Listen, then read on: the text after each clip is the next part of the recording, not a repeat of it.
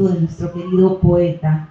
Así que el día de hoy vamos a iniciar esta noche, en la cual tenemos aquí unos detalles. Bien. 7 de julio, ¿no? Nacimiento de José Mariego. La poesía mueve los sentimientos y al escribirlas se vuelven llenas de mensajes, curiosos al ser leídos por otros. Perú tiene muchos grandes poetas nacidos en esta hermosa tierra, quienes han dejado escrito para complacer el proceso cognitivo. Así lo hizo el gran poeta, periodista y escritor peruano José Mariego, quien dejó obras elegantes y estéticas, y por ende se le rinde homenaje a su nacimiento cada 7 de julio en todo el Perú. Bien, el día de hoy, en este programa de tertulia poética, tenemos la presentación, ¿no?, de Julio Barco Ábalos. Él nos va a relatar parte de la vida de Buren.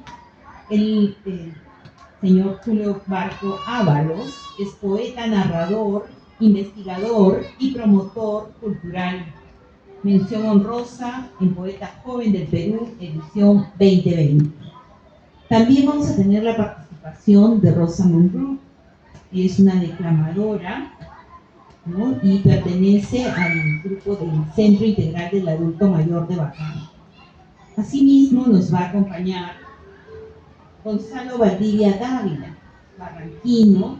Él es máster en literatura hispanoamericana. Su tesis está basada en Buren, ¿no?, y él representa a la voz erudita. Va a hacer toda una reseña de motivos de José María Buren en el hablar de arte y literatura, ¿no? Y luego también nos va a dedicar, ¿no?, parte de su poemario.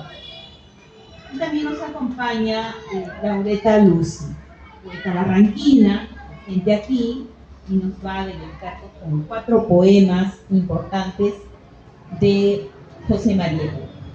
Y para terminar nuestra noche, vamos a tener también la presencia de José Rojas Carrera, fundador y miembro del Club Literario de Chosica, gestor cultural en Librería Camus, ¿no? Y él nos trae, pues, poesía musicalizada, ¿no?, con obras, pues, de José Mariego. Entonces vamos a iniciar esta noche. Queremos agradecer también al equipo de turismo, a Julio César, que el día de hoy, pues, ha organizado toda la tertulia poética. Así que vamos a recibir a Julio Barco Ábalos. Bienvenido, Julio.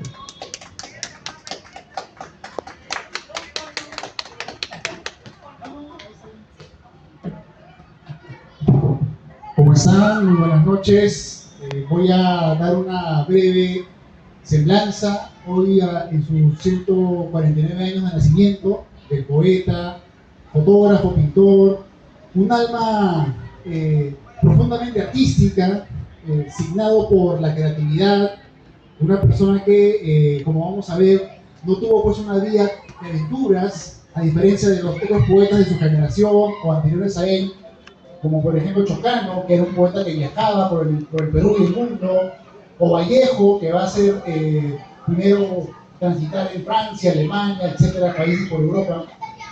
Eguren no, Eguren tiene una vida más sobria, una vida que primero empieza acá en Lima y luego se va a desarrollar por su propia enfermedad que tiene, su incapacidad para respirar, se va a desarrollar en las partes andinas, en Lima, y eventualmente va a regresar y ya se va a quedar por años en Barranco, donde justamente donde estamos, y su vida se va a desarrollar, pues, entre sus lecturas que tenía acceso con su hermano, que era un viajante constante, le traía traducciones de autores que en esa época empezaban a conocerse en nuestro país, ¿no?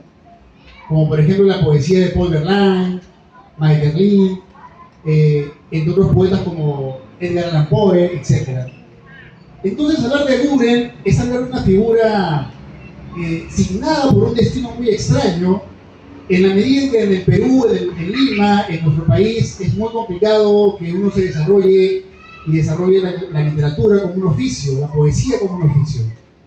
Eguren es una especie de sacerdote de este oficio que lo va a llevar a viajes imaginarios, viajes internos, viajes de pronto no fuera de lo geográfico, pero sí dentro de la mente, dentro de la imaginación, en una vida que no se va a agotar, que va a seguir reinventándose, donde va a ser un gran buscador de lo pequeño, quizá también porque Eguren tiene esta magia que tienen algunos poetas, que es la infancia recuperada. Charles Baudelaire, este poeta muy famoso, decía que el genio es la infancia recuperada, ¿no? El que recupera su infancia accede a una forma de ver el mundo que a pesar de su adultez no es pues limitada, ¿no? Eguren sigue conectándose de una forma creativa con la realidad. Y su obra tampoco es muy extensa. Si analizamos la obra de Eguren, es una obra muy sobria en poesía, simbólicas, la canción de las figuras. También tiene una parte de reflexionar sobre el arte, porque además Eguren va a desarrollar, con muchos poetas ya de la modernidad, ¿no? Va a desarrollar un pensamiento sobre lo que él hace, una filosofía sobre su propia creatividad. Y de ahí va a salir su obra Motivos, que es una obra en prosa donde va a desarrollar reflexiones sobre la música, la belleza, la ternura, temas que a él le van a traer mucho la atención y lo van a llevar pues a una serie de decisiones, de conclusiones sobre esos temas. Volviendo a la vida de Eguren, es una vida solitaria donde va a estar rodeado de intelectuales, como por ejemplo Estondo Núñez, Martín Adán, que es otro autor de acá de Barranco, que le va a dedicar su obra La Casa de Cartón, y además el poeta surrealista Westphalen. Toda la generación de la segunda mitad del siglo pasado, del siglo XX, lo va a reconocer indudablemente, cosa que no va a pasar con una generación anterior, la generación del 900, donde tenemos a Ribagüero, donde tenemos a Ventura García Calderón, que un poco lo van a despreciar, porque en esa época la poesía que se leía, la poesía que se encontraba en boga, en moda, era la poesía del modernismo, y como ustedes saben, era una poesía que primaba más lo exterior, primaba más el ritmo, primaba más lo solemne. Y Eguren no, Eguren es un poeta más de la bruma, de lo que no se puede palpar a simple vista, de un mundo muy personal, donde no va a importar la realidad que observamos, sino la que él en su mente de artista va a crear, una realidad donde va a darle vida a títeres, a seres de la Edad Media incluso, que lo van a sacar de esta realidad que vemos, que es palpable, y lo van a llevar a un mundo de fantasía. Entonces ahí quizás se esconde un poco la clave de por qué Eguren es moderno, que no quiere decir que sea modernista, ¿no? Es una diferencia. Lo modernista es una escuela que nace con Rubén Darío, Chocano acá en el Perú, etc. Pero lo moderno en Eguren es su forma de encarar el fenómeno estético, ¿no? Él no va a ser un poeta romántico que va a cantar del yo a una mujer o a la luna. Él va a emanciparse de esos temas y va a tomar la poesía de una forma neutral, ¿no? Y eso lo va a hacer moderno. Pongamos, por ejemplo, la poesía que hacía, que va a ser en el futuro poetas como Eliot, donde ya no va a primar el yo, sino va a primar la función estética, ¿no? Cómo te planteas el poema al margen de tu propia experiencia, porque en el fondo Eguren no cuenta su vida, su poesía. No es como Vallejo, que es un poeta autobiográfico. Tú lees Trilce, vas a encontrar escenas de la cárcel.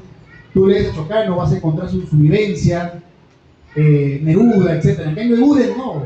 Y quizá por eso sea un poeta tan complicado para muchos lectores, porque para entrar a Eguren hay que tener una llave, ¿no? Es una llave muy personal que él va a crear. Es como entrar a un mundo más hermético, donde solamente algunos elegidos acceden. No olvidemos que su obra, su primera obra, él no la vende, sino la obsequia a los cercanos que tiene, ¿no? Acá en su casa, que queda cerca de acá por Colón, en el Girón Colón, él va a tener una tertulia con muchos autores, como les cuento, y él va a buscar la amistad, va a buscar la complicidad. Cuentan sus pupilos, como el Sordo Núñez, que en su casa tenía sus cuadros, porque él además va a dedicarse a la pintura, y va a dedicarse a la fotografía. Él crea una cámara pequeña donde va a empezar a hacer retratos de lo más mínimo de la realidad, ¿no? Y además va a tener toda esta vida, pues, llamémosla así, al margen de la realidad. Cuentan también que Ure, por ejemplo, en una época trabajaba en el centro de Lima y él recorría toda la avenida Arequipa, cuando no era, pues, lo que ahora observamos, una avenida moderna, ¿no? Con todos los buses que ahora observamos. Y él caminaba por ahí y era un caminante, ¿no? Él le gustaba observar. Y observando en esa faceta de poeta que mira, los instantes que aparecen, iba también labrando su poesía, iba también acumulando como si fuera una especie de poeta japonés que busca el haiku, ¿no? Atrapar el instante, atrapar un poco lo cromático de la realidad, la sinestesia, ese encuentro entre la palabra y la sensación, ese encuentro entre los colores que lo va a llevar a él a su propia búsqueda personal, ¿no? Curiosamente, la poesía de Buren va a tomar recién una vigencia con los jóvenes que lo van a recuperar. Por ejemplo, el escritor Abraham Valdelomar le va a dedicar un número en la revista Colonia, donde recién va a ser, ¿no?, digno de un homenaje que se merecía. Y además vamos a encontrar a otro autor, el moqueguano José Carlos Mariátegui, que va a dedicarle uno de sus ensayos. Ustedes saben que en el libro Los 7 ensayos de la realidad peruana hay una parte al final donde va a dedicarle, pues, palabras memorables a Buren, ¿no? Por ejemplo, va a decir que la poesía de Buren no nace de otra tradición española, es una poesía que nace de sí misma, que no nace de una consecuencia. Si tú lees a Tocano vas a encontrar la poesía de Víctor Hugo, por ejemplo. Si tú lees a Rubén Darío vas a encontrar la poesía de Paul Verlaine. Hay una tradición que se va renovando. En cambio, de Buren parece que su poesía nace de una tradición desarraigada. Y eso es para José Carlos Mariátegui, pues, un mérito, ¿no? El haber creado algo tan personal, el haber creado un mundo tan cerrado, un mundo tan que parece flotar, que no parece tener un asidero con el pasado también. Su vida se va a desarrollar entonces de una manera solitaria. No va a salir de Lima, por ejemplo, no va a ser una persona que va a recorrer otros países. Y esa soledad él la va a llenar con la música también, que él era muy melómano, amaba la música. Es más, él decía que el arte en el cual se sentía más cercano era la música, ¿no?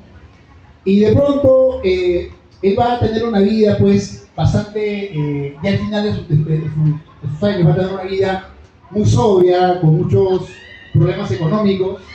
No va a recibir un apoyo que con la dimensión que este poeta tiene mereció vida. Sin embargo, la Real Academia de la Lengua Peruana lo va a reconocer como se debe, y autores como Riaúero también van a darle sentidas palabras. Pero eso ya en la última etapa de su vida. Y otra anécdota, por ejemplo, va a ser que Gabriela Mistral, la chilena que gana el Nobel de Literatura, una educadora, una poeta muy comprometida con el destino de Latinoamérica, va a venir acá y lo va a visitar, ¿no? O sea que va a ser un poeta Buren cuya obra va a caer sobre todo en intelectuales, en cenáculos de gente que viene leyendo, viene repasando la literatura peruana, y luego ya eventualmente va a ser leído por todo el pueblo peruano, ¿no? Personalmente, ya para ir terminando mi intervención, hay un poema de Buren que no he podido olvidar desde que lo leí, que es el poema La niña de la lámpara azul. A mí me parece que este poema encierra una metáfora, un símbolo, porque recordemos que Buren es el poeta de los símbolos, es decir, él no te habla de manera directa de un tema, sino usa otro tema para llevarte de una forma más invisible hacia lo que él quiere decir, ¿no? Y en La niña de la lámpara azul, cuando yo leo este poema, lo releo, lo leo, me parece que se encierra un poco la idea que tenía Buren de lo que era la poesía, ¿no? Para Buren la poesía era un acto con una niña, tierno, gracil, hermoso, que Eguren de alguna forma quería a pensar, quería captar en su propia búsqueda poética. Entonces este poema, La niña de la lámpara azul, además el color, ¿no? El color azul, que dentro de los colores que más le gustaban a Eguren era su favorito, y el azul también es el color, no olvidemos, de los modernistas, ¿no? Rubén Darío, este era poeta nicaragüense, escribe el libro Azul, ¿no? Entonces el azul es un color que además nos invita a pensar en lo infinito, es un color que se ve en el espacio, que se ve en el firmamento, y La niña de la lámpara azul yo creo que encierra eso, que es la poesía, ¿no? Esa búsqueda que tiene el propio Eguren de ver que la poesía es un acto mágico donde nos encontramos dentro de esta realidad, pero de una forma mucho más intensa, más inmediata, con aquellos sonidos, con aquellos espíritus también, con aquellas resonancias misteriosas que también la realidad tiene.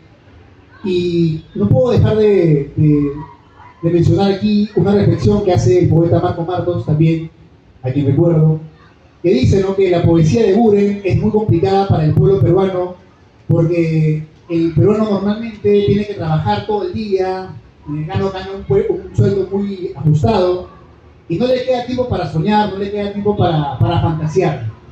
Eguren nos está invitando a eso. La poesía de Eguren es una poesía que nos invita a la fantasía, que nos abre ese cuarto que cerramos cuando somos adultos y nos ponemos solamente a pensar en cálculos, en el día a día, en la sobrevivencia, que en el Perú es una cosa de urgencia, de vida o muerte.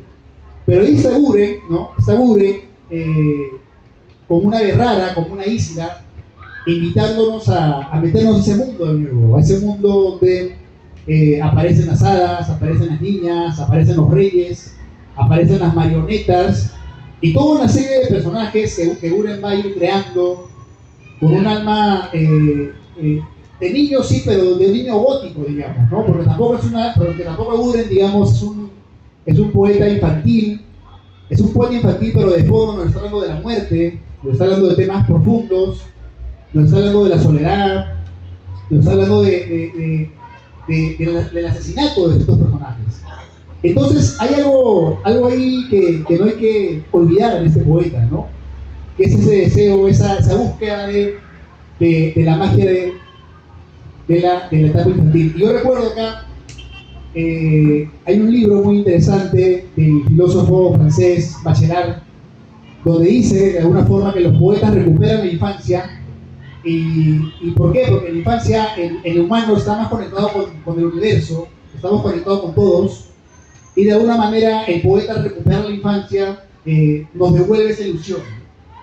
Yo creo que lo interesante de Eguren es que nos vuelve a conectar con ese lado que a veces perdemos, olvidamos. Y ahí está de repente su gran lucha, ¿no? La gran lucha de este artista genuino que pudiendo de pronto ser como los demás, seguir una vida mucho más encaminada a un éxito inmediato, económico, decide dejarlo todo para vivir de una forma moderada, escasa, pero defendiendo su arte con un rigor, una disciplina que ya está en otros poetas peruanos, ¿no? No puedo dejar de pensar, por ejemplo, en Martín Adán, otro autor de acá de Barranco, que también tiene una vida dedicada a la creatividad, ¿no? Que es una cosa muy complicada en nuestro país. Y bueno, ahí está Eguren, ahí está Martín Adán. Y por otro lado, de pronto vemos a Vallejo, ¿no? Porque se suele hacer una división entre la poesía pura y la poesía social. Porque dice que Vallejo es un poeta que habla del pueblo, que habla de los temas sociales, y Eguren no habla de esos temas. Pero yo creo que más que ponerlos como enemigos, yo creo que son ambos grandes promotores, grandes motores de lo que es el alma humana. El humano es un ser que puede cantarle a la injusticia, que puede cantarle al dolor, pero también un ser que busca la ilusión, ¿no? El mito, que es algo que nuestra sociedad pierde, ¿no? Que en Eguren está muy presente, porque no olvidemos que su poesía se conecta mucho con el mar, se conecta mucho con la naturaleza, con los colores del atardecer. Entonces hay una presencia, un deseo de volver a esos mitos, a esas experiencias, Y ya para ir terminando, creo que además de ello hay que recuperar al Eguren filósofo, porque además este peruano, este barranquino inagotable, era también un pensador de lo que hacía, un pensador de la propia razón poética, de la propia materia artística, del propio quehacer que él cultivaba, ¿no? Cosa que nos hace ver que no era solamente una persona ingenua, metida en su mundo, sino un gran conocedor, un gran lector, traductor además, y visiblemente conectado con toda la cultura de su época, con autores como Marinomar, Westphalen, etcétera, etcétera. Entonces hay que recuperar también ese Eguren, el Eguren que nos invita también a pensar qué es el arte, qué es la pintura, qué es la fotografía, y qué podemos usar de esos lenguajes para seguir expresando el alma humana, la psique humana, el mundo interno humano, que es el gran trabajo de todos los artistas. Creo que en estos 149 años de su nacimiento es un homenaje importante que se está haciendo acá, y yo celebro con todos nosotros, con todos ustedes, que en estas calles, que en esta ciudad, que en esta parte de Lima, Eguren decidiera vivir toda su vida prácticamente y encontrar aquí en estos espacios su inspiración, encontrar aquí su paz para poder crear, para poder seguir armando su obra y para no dejarse vencer, no dejarse atrapar, no claudicar en ese trabajo que es hacer arte. Buenas noches, gracias.